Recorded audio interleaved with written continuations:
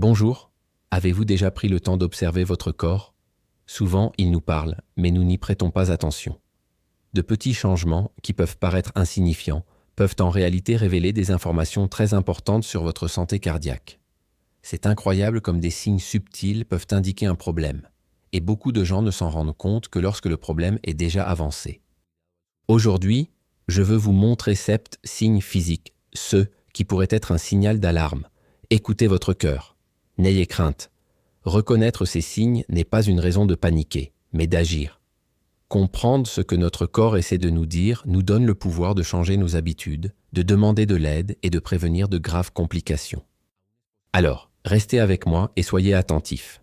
Ce que vous allez découvrir pourrait littéralement vous sauver la vie ou celle d'un être cher. Panneau numéro 7. Le panneau de Franck. Commençons par quelque chose dont beaucoup de gens n'imaginent même pas le lien avec le cœur. Les oreilles. Eh oui, les oreilles. Il y a un petit détail appelé le panneau de Franck, c'est un pli diagonal qui apparaît au bas de l'oreille, presque comme une ride naturelle. Croyez-moi, mais il peut en dire long sur votre cœur. Des études indiquent que les jeunes présentant ce pli diagonal ont un risque plus élevé de développer obstruction des artères coronaires ou carotides, c'est-à-dire celles qui irriguent le cœur et le cerveau. Attention, toutes les personnes présentant ce repli ne sont pas forcément atteintes de la maladie, et toutes les personnes atteintes de la maladie ne présentent pas ce signe. Pourquoi cela se produit-il? L'hypothèse est que ce pli reflète des changements circulatoires et une accumulation de graisse dans les artères, même chez les personnes qui semblent en bonne santé. Imaginez que votre corps possède des voyants d'alerte, comme ceux d'une voiture. Parfois, le voyant s'allume avant que la voiture ne tombe en panne. Le signe de Franck fonctionne presque de la même manière. C'est un signal d'alarme silencieux qui mérite d'être pris en compte. Un point important, pas de panique si vous remarquez ce pli. Au contraire, considérez cette information comme une incitation à faire un bilan de santé complet, incluant la mesure de la tension artérielle, du cholestérol et un examen de la santé cardiovasculaire en général. C'est le genre de détail qui, négligé, peut avoir des conséquences coûteuses à l'avenir. 6e signe, perte de poils sur les jambes. Parlons maintenant d'un phénomène plus visible sur le corps, les poils des jambes. Avez-vous remarqué une perte de poils ou un ralentissement de leurs pouces? Cela pourrait être le signe de maladie artérielle périphérique. Cela se produit lorsque les artères des jambes sont partiellement obstruées par une accumulation de graisse. Les follicules pileux, responsables de la pousse des cheveux, dépendent de la circulation sanguine pour recevoir les nutriments et l'oxygène. Lorsque celle-ci est altérée, ils cessent de fonctionner correctement et les cheveux commencent à tomber. Mais ce n'est pas tout. Vous remarquerez peut-être aussi que votre peau devient plus lisse, plus brillante et plus fraîche, et que vos ongles mettent plus de temps à pousser. Cela ne signifie pas seulement que l'apparence de vos jambes va changer. Mauvaise circulation sanguine dans les jambes, c'est le reflet d'un problème plus vaste. Si vos artères des jambes sont bouchées, il y a de fortes chances que d'autres artères de votre corps soient également touchées, notamment celles de votre cœur. C'est comme si votre corps vous envoyait une carte d'alerte, avec des points critiques dans différentes régions. À noter, la perte de poils sur les jambes peut aussi avoir d'autres causes, comme la génétique, le frottement constant des vêtements ou même le vieillissement naturel. Mais si elle s'accompagne de douleurs à la marche, de plaies qui ne guérissent pas ou d'une sensation de froid persistante, il est temps de consulter. Signe 5. Xanthelasma. Un autre signe que beaucoup de gens remarquent sans s'en rendre compte se situe sur les paupières. Avez-vous déjà vu ces petites taches jaunâtres, généralement au coin interne de l'œil? Il s'agit de ce qu'on appelle xanthelasma et non. Ce n'est pas qu'un problème esthétique. Ces taches sont des dépôts de cholestérol dans la peau. Environ 50% des personnes atteintes de xanthelasmaïl présentent un taux élevé de cholestérol ou de triglycérides. Mais attention, seulement environ 1% des personnes ont un taux de cholestérol élevé, ils développent un xanthelasma. Autrement dit, la présence de cette tache n'est pas systématique, mais c'est un signe qui justifie une consultation médicale. Le xanthelasma augmente le risque de maladies cardiaques, d'infarctus et d'AVC. Si vous remarquez ces taches, ne les ignorez pas. Faites des analyses de sang pour mesurer votre taux de cholestérol et de triglycérides. Et n'oubliez pas, même si leur apparence est anodine, le risque pour la santé peut être important. Signe 4. L'auréole du vieillissement. L'ERC sénile le halo ou halo de vieillissement est un autre signe physique qui mérite d'être pris en compte. Il se présente sous la forme d'un anneau blanc ou grisâtre au bord de la cornée et est assez fréquent chez les personnes de plus de 18 ans. 60 ans chez les personnes âgées, cela est considéré comme normal et n'affecte généralement pas la vision. Mais le signal d'alarme apparaît lorsque ce halo apparaît, avant l'âge de 45 ans.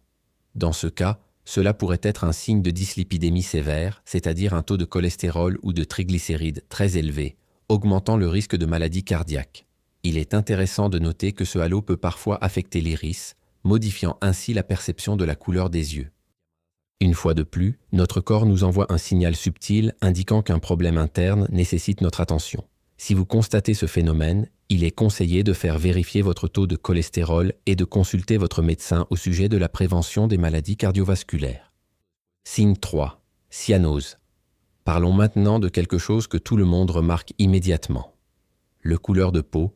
Si votre peau présente une teinte bleuâtre ou violacée, même lorsqu'il fait chaud, on appelle cela une mycose cutanée. Cyanosite, cela peut indiquer que votre sang ne reçoit pas suffisamment d'oxygène. Ce changement peut être dû à des problèmes cardiaques ou pulmonaires. Par exemple, en cas d'obstruction artérielle, le sang ne peut irriguer les extrémités, ce qui donne à la peau une teinte violacée. De plus, des plaies qui ne cicatrisent pas aux jambes ou aux pieds peuvent en être un signe. Mauvaise circulation surtout lorsqu'il est associé à maladie artérielle périphérique. Un détail important. Ces plaies artérielles sont généralement douloureuses, situées sur la face externe de la jambe ou sur les orteils et saignent rarement. Les plaies veineuses, quant à elles, liées à des problèmes veineux, se produisent généralement sur la face interne de la jambe et saignent. Observer ces différences peut vous aider, vous et votre médecin, à identifier la cause exacte.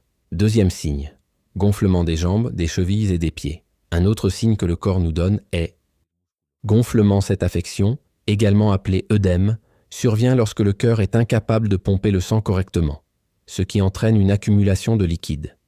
Vous remarquerez peut-être que vos chaussures vous serrent, que vos chevilles sont sensibles et que la pression sur votre peau laisse des marques visibles, les fameuses marques de placard.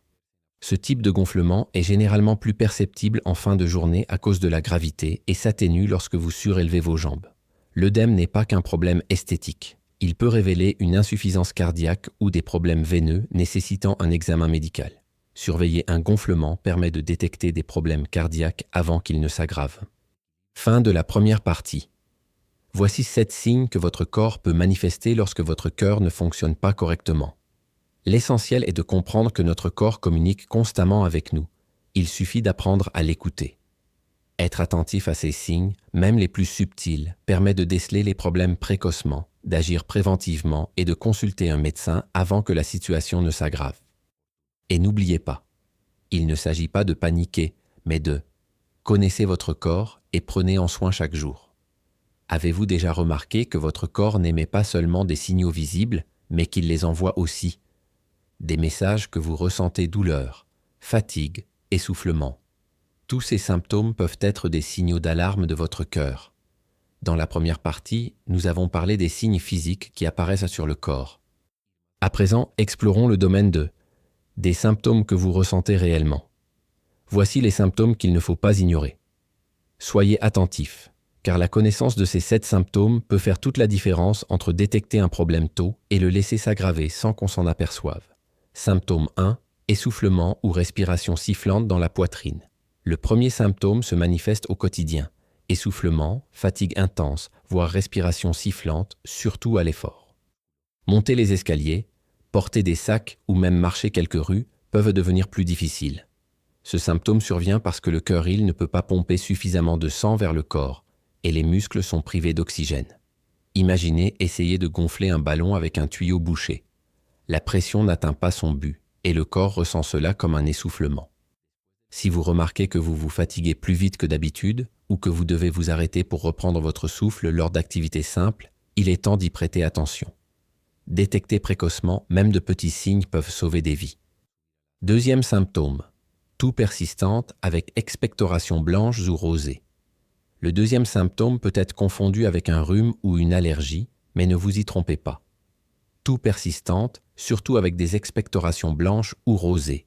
Cela pourrait indiquer la présence de liquide dans les poumons.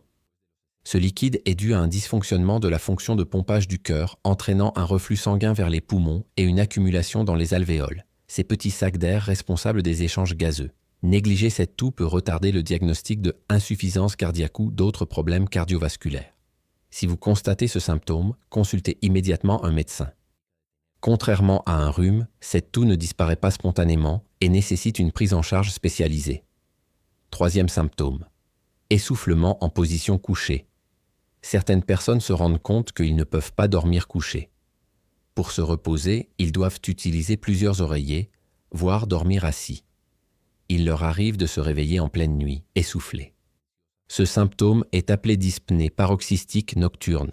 Cela indique que le cœur a des difficultés à pomper correctement le sang, ce qui provoque une accumulation de liquide dans les poumons lorsque nous sommes allongés. Si vous vous reconnaissez dans cette description, soyez vigilant. Se réveiller plusieurs fois par nuit avec le souffle court n'est pas normal. C'est un signe clair qu'un problème cardiaque nécessite un examen approfondi.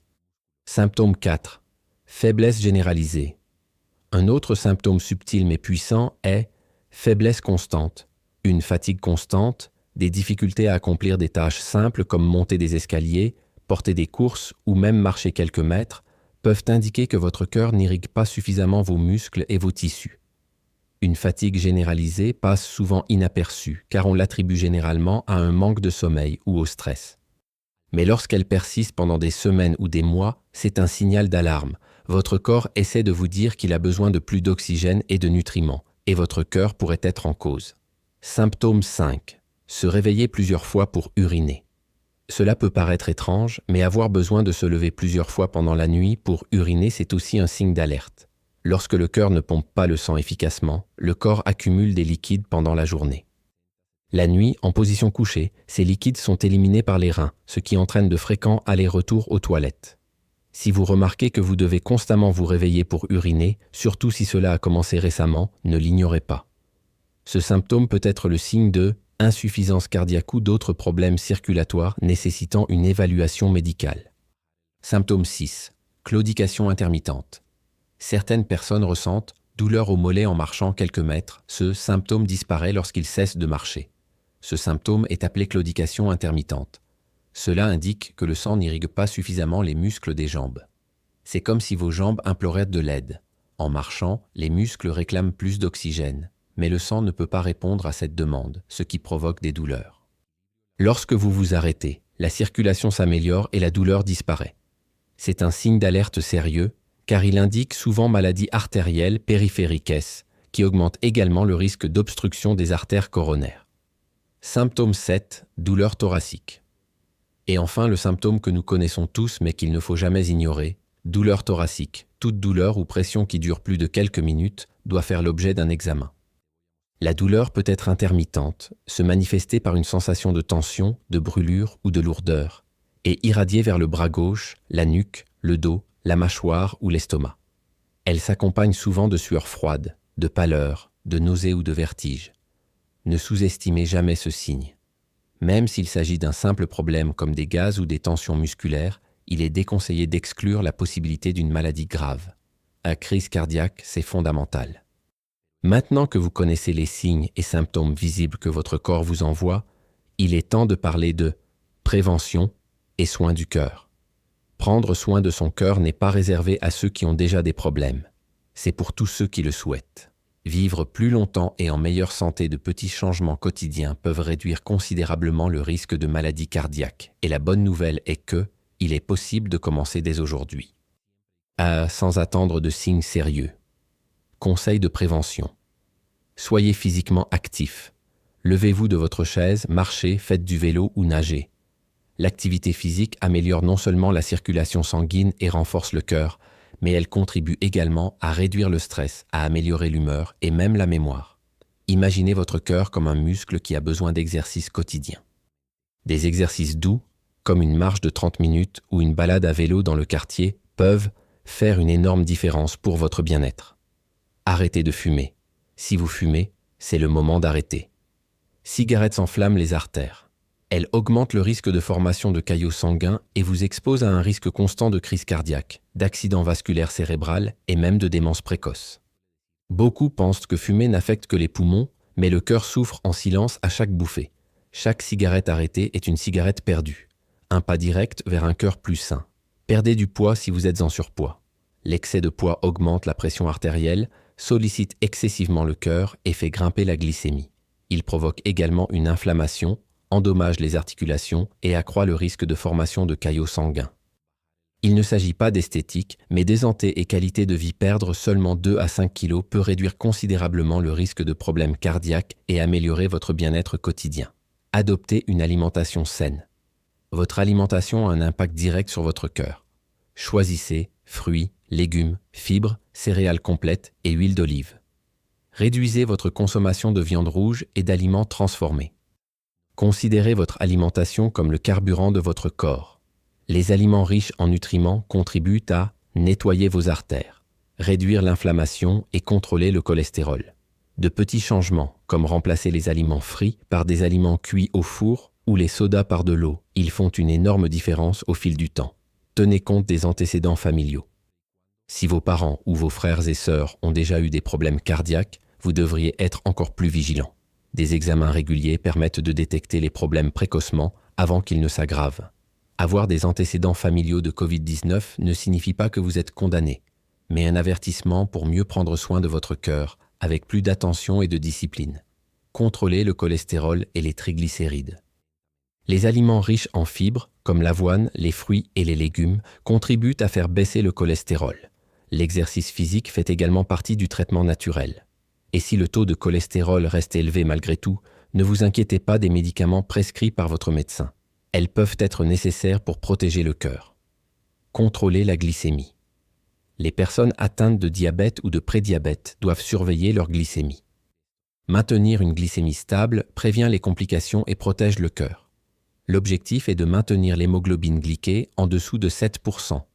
De petits changements dans l'alimentation et les habitudes peuvent faire toute la différence.